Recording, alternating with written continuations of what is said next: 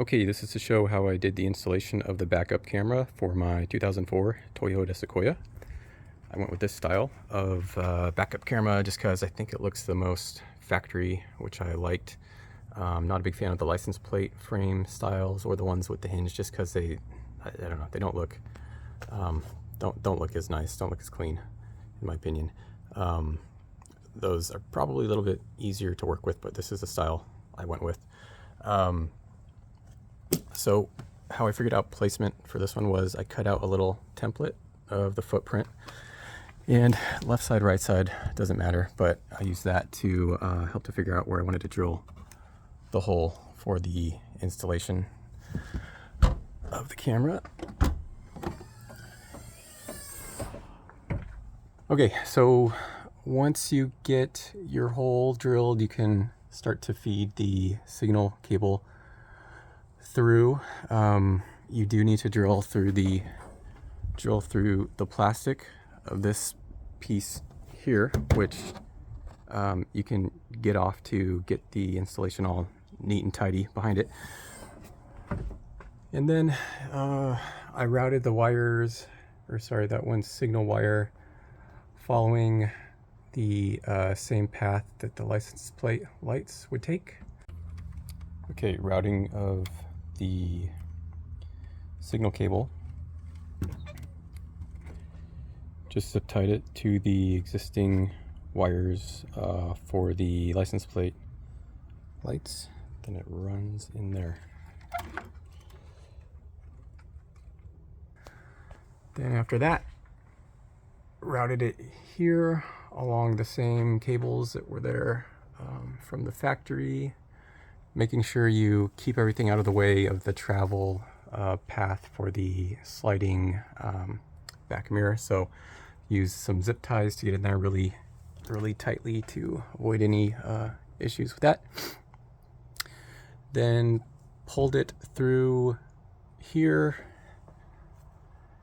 Signal cable is going up along the pillar into the loom or grommet here that follows the factory pathing of the factory cables. There's another good video out there where he shows how to get that done as easily as possible. It's not the easiest thing in the world, but it is doable. Okay, signal cable is then coming out of that location, running down the pillar here. And okay, so then what we've got going on next is you get your power and ground, as well as the video signal cable that goes up to your head unit, as well as the trigger cable for the backup camera. So where I went for my trigger cable, and this is using the style of cable that has this little red cable on the end of it that's integrated with the signal cable itself that goes all the way to the head unit. I tapped into the reverse light for the backup signal feed or power source, and then for the red cable here, which would be the power for the cable itself, I tapped into the accessory power line for the 12-volt outlet that's down there in the factory panel. Exits right here in this area. You've also got the ground wire coming out of the camera, which I tied into this pathing here and goes into this ground location right here, along with these are all the other ground wires coming out of the harness here. So I figured why not also tie it in there just to keep things clean and tidy. Okay, now as far as pathing for the signal cable itself, followed the factory wiring harness pathing here along the floors. Just pop the panels off, it's pretty easy to access. Going up to the front, did the same thing, just this one signal cable going up to the front. Now this is going in through the dash Up through the side here, just used a wire puller, a coat hanger actually. And then you can take off the bezel for the cluster here to get an easy location to put wires if you need to run them across here. That's also out of the way. So the wire is then traveling across the cluster here and into the area where I have the head unit itself.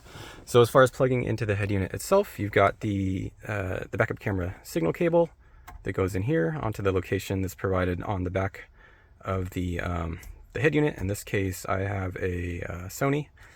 And then the trigger cable, which was the little red cable at the other end of the signal cable. Same thing here, they give you the little red cable that comes out. And then you need to look for, on the harness with your head unit or stereo itself, you want to look for this reverse in cable and connect those two there. So what that essentially does, if you don't do that, you won't get your car to automatically show the camera when you pop it into reverse. One other thing I don't think I mentioned yet was that the reason I tapped in the power wire powering the cable itself into accessory power back there at the 12-volt cigarette lighter location, instead of also feeding off of the reverse light, is because I wanted that power accessible without the car needing to be in reverse. And the benefit of that is you can check your camera if your car is on accessory power, but you don't have to have it in reverse. So this can be nice if you just want to check behind you real quick. You can do it while driving. You can do it if you just want to say, like, if you're towing a trailer and just want to check on how everything is connected, or check on your hitch or whatever.